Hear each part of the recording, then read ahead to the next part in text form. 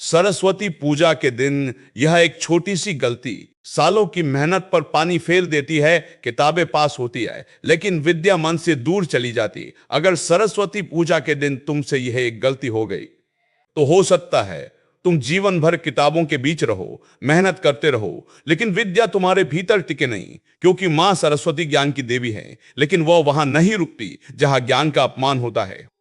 और यह अपमान अक्सर मंदिर में नहीं, हमारे व्यवहार में होता है। शास्त्र कहते हैं कि सरस्वती पूजा का दिन केवल आरती और पुष्प अर्पण का नहीं, बल्कि वाणी, भाव और दृष्टि को शुद्ध करने का दिन है। और सबसे बड़ी गलती जो लोग इस दिन कर देते हैं वह है वाणी की अशुद्धि, यानी कटु शब्द, निंदा, मजाक या स्वयं को या दूसरों को छोटा दिखाना। क्योंकि वाणी ही मां सरस्वती का स्वरूप है। और जिस दिन वाणी दूषित होती है उसी दिन विद्या का प्रवाह रुकने लगता है। बहुत से विद्यार्थी शिकायत करते हैं कि पढ़ाई में मन नहीं लगता, याद किया हुआ भूल जाता है, विषय समझ में नहीं आता।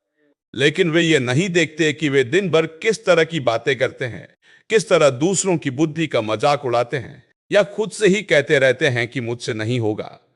शास्त्रों में साफ कहा गया है कि स्वयं की निंदा भी विद्या का अपमान है। और सरस्वती पूजा के दिन यह गलती सबसे भारी मानी जाती है। दूसरी बड़ी भूल है दिखावा। आज लोग पूजा के बाद तुरंत फोटो, वीडियो, स्टेटस में लग जाते हैं, लेकिन भीतर का भाव शून्य रहता है। जबकि मां सरस्वती शोर से नहीं, मौन से प्रसन्न होती है। और जिस पूजा में मौन, एकाग्रता और आदर नहीं होता वह केवल रस्म बनकर रह जाती है। तीसरी भूल है जल्दबाजी। पूजा जल्दी जल्दी निपटा कर बाकी कामों में लग जाना, जबकि यह दिन ठहरने का दिन है। शास्त्र कहते हैं कि जो व्यक्ति इस दिन कुछ समय शांति से नहीं बैठता वह ज्ञान को केवल सूचना समझता है, साधना नहीं। चौथी भूल है तुलना। किसी की पढ़ाई, अंक, बुद्धि या सफलता से स्वयं को तौलना, क्योंकि तुलना से ईर्ष्या जन्म लेती है और ईर्ष्या बुद्धि को संकीर्ण बना देती है। और मां सरस्वती वहां नहीं ठहरती जहां हृदय संकीर्ण हो। पांचवी और सबसे सूक्ष्म गलती है ज्ञान का अहंकार। मुझे बहुत आता है, मैं दूसरों से बेहतर हूं। क्योंकि शास्त्रों में कहा गया है कि जहां मैं जानता हूं का भाव प्रबल हो जाता है वहां सीखने का द्वार बंद हो जाता है। और यही कारण है कि बहुत से लोग पढ़े लिखे होकर भी विवेकहीन निर्णय लेते हैं। सरस्वती पूजा का यह दिन इन सब गलतियों को पहचानने और छोड़ने का दिन है।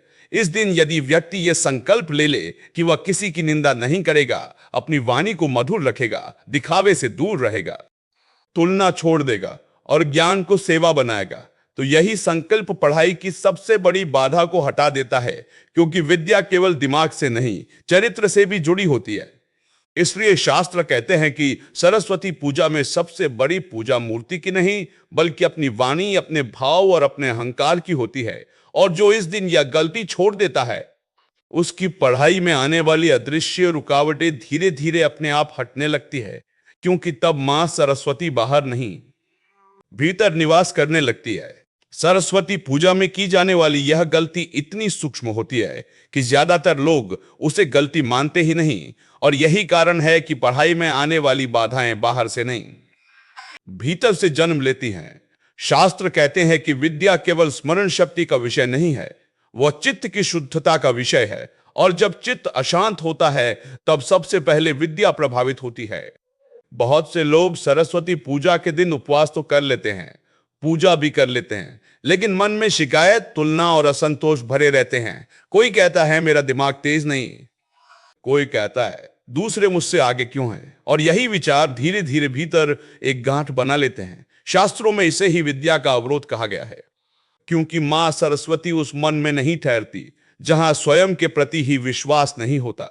एक और बड़ी भूल यह है कि लोग इस दिन ज्ञान को केवल परीक्षा और नौकरी से जोड़ देते हैं, जबकि शास्त्रों में विद्या का अर्थ विवेक बताया गया है, सही गलत पहचानने की शक्ति। और जब विद्या को केवल अंक और परिणाम से जोड़ा जाता है तब उसका स्वरूप सीमित हो जाता है।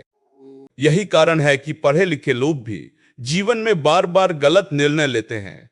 सरस्वती पूजा का दिन यह याद दिलाने आता है कि यदि तुम्हारी वाणी कठोर है, व्यवहार में अधैर्य है और मन में ईर्ष्या है, तो कितनी भी पढ़ाई कर लो, विद्या भीतर स्थिर नहीं होगी। क्योंकि विद्या अहंकार के साथ नहीं, विनम्रता के साथ आती है। शास्त्र यह भी कहते हैं कि इस दिन किसी गुरु, शिक्षक या ज्ञान देने वाले व्यक्ति के प्रति मन में जरा सा भी तिरस्कार रखना सरस्वती पूजा की सबसे बड़ी अवमानना मानी जाती है, क्योंकि गुरु ही विद्या का पहला द्वार होता है और जो द्वार का सम्मान नहीं करता उसे भीतर प्रवेश कैसे मिलेगा।